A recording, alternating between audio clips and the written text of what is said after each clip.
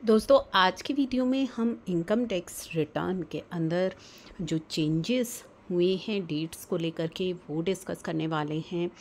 तो चलिए आज सबसे पहले हम बात करते हैं कि आईटीआर फाइलिंग की जो ड्यू डेट है, ओरिजिनल ड्यू डेट है 31 जुलाई, जिसको कि एक्सटेंड करने के लिए काफ़ी सारी रिप्रेजेंटेशन भी जा चुकी है। आईसीआई की तरफ से भी लेटर जा चुका है जिसमें कि इस डेट के एक्सटेंशन के लिए क्यों ये डेट एक्सटेंशन ज़रूरी है वो सभी रीज़न्स डिस्कस किए हुए हैं। तो क्या चेंजेस हैं जो आपको ध्यान में रखने हैं। अभी आपकी आईटीआर फाइलिंग की ओरिजिनल ड्यू डेट 31 जुलाई जो है, उसके अंदर आपको क्या ध्यान रखना है। एक तो आपको ध्यान रखना है कि यदि आपकी जो इनकम एंड है वो बिज़नेस एंड प्रोफेशन से नहीं है और आप ओल्ड टैक्स रेजिम के अंडर अपनी आईटीआर फाइलिंग करना चाहते हैं, तो इस ईयर एक बड़ा बदलाव कर दिया गया था कि ओल्ड अब बाय डिफ़ॉल्ट आपको न्यू टैक्स रेजिम जो है पोर्टल देगा चूज़ करके। बाय डिफ़ॉल्ट आपका न्यू टैक्स रेजिम आ रहा है, लेकिन यदि आपकी इनकम बिजनेस एंड प्रोफेशन से नहीं है तो उस केस में यदि आप ओल्ड टैक्स रेजिम में अपनी आईटीआर फाइल करना चाहते हैं तो आपको ड्यू डेट तक ही फाइल करनी होगी। उसके बाद जो है आप न्यू टैक्स रेजिम के अंदर ही अपनी आईटीआर को फाइल कर पाएंगे। तो 31 जुलाई आपके लिए बहुत इंपॉर्टेंट हो चुकी है यदि एक्सटेंड नहीं है। सेकंड, अगर बिजनेस इनकम है आपकी तो उस केस में आपको 10 IEA फॉर्म जो है वो फिल करना है। वो भी 31 जुलाई तक ही आपको टाइम है आपके पास कि आप फॉर्म फिल करके ओल्ड टैक्स रेजिम के अंदर अपनी आईटीआर को फाइल कर सकते हैं। नहीं तो आपको न्यू टैक्स रेजिम में ही अपनी आईटीआर को फाइल करना होगा। तो आई होप कि ये कैलकुलेशन आपने कर ली होगी, या नहीं करी है तो कर लीजिए कि किस रेजिम में आपको ज़्यादा बेनिफिट है। ओल्ड टैक्स रेजिम में बेनिफिट है तो 31 जुलाई आपके लिए बहुत इंपॉर्टेंट डेट है।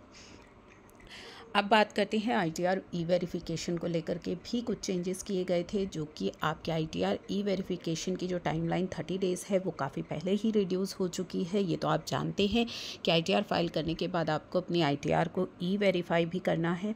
तो ई वेरिफिकेशन के अंदर भी जो डेट है वो पहले ही रिड्यूस हो गई थी। अब कुछ चेंजेस हुए थे रिसेंट कि 30 डेज़ तक आपको अपनी आईटीआर को ई वेरीफाई कर लेना है, या ड्यू डेट जो कि 31 जुलाई है तो जो भी अर्लियर है। सेकंड, पहले क्या होता था कि अगर आप अपनी आईटीआर को सीपीसी बेंगलुरु जो है भेज रहे हैं, उस केस में पहले क्या था कि जो डेट ऑफ डिस्पैच है वो आपकी कंसीडर की जाती थी इस 30 डेज़ के लिए। लेकिन अब आपकी जो रिसीव यानी कि जिस दिन रिसीव हुई है आपकी आईटीआर, डेट ऑफ रिसीव, उसे कंसीडर किया जाएगा इस 30 डेज़ की टाइमलाइन के लिए।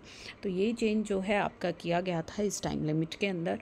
तो ये भी हमने अब डिस्कस कर लिया। साथ ही अब हम बात करते हैं आईटीआर ड्यू डेट एक्सटेंशन की। तो आईटीआर ड्यू डेट एक्सटेंशन की इस बार कुछ ज़्यादा ही एक्सपेक्टेशन लगाई जा रही हैं, क्योंकि जैसा आप देख रहे हैं पिछले 2-3 बार से गवर्नमेंट ने अब ये डेट एक्सटेंड करना बंद कर दिया है, लेकिन इस बार जो है बहुत ज़्यादा एक्सपेक्टेशन है कि ये डेट एक्सटेंड होगी। क्यों ऐसी एक्सपेक्टेशन है? क्योंकि पोर्टल पर बहुत ज़्यादा ग्लिचेस हैं जो कि डिपार्टमेंट भी एक्सेप्ट कर रहा है, साथ ही आईसीआई के द्वारा भी जो है एक लेटर गया है इन ग्लिचेस को लेकर के।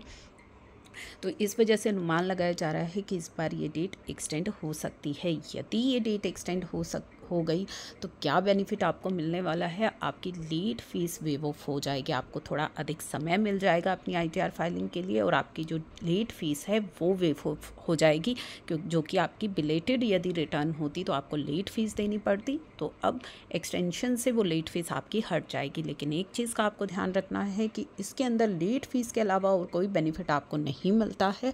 आपकी जो इंटरेस्ट है, टैक्स पेमेंट पर जो इंटरेस्ट कैलकुलेशन है वो आपको देनी होगी, तो वहाँ पे आपको कोई रिलीफ नहीं मिलता है, केवल आपकी लेट फीस आपके लिए वेव ऑफ कर दी जाती है। तो ये चीज़ें जो है आपको ध्यान में रखनी है कि आपको आईटीआर डेडलाइन को एक्सटेंशन की वेट करनी है या नहीं करनी। लेट फीस बचानी है तो आप वेट वहाँ पे कर सकते हैं अगर आपकी टैक्स लायबिलिटी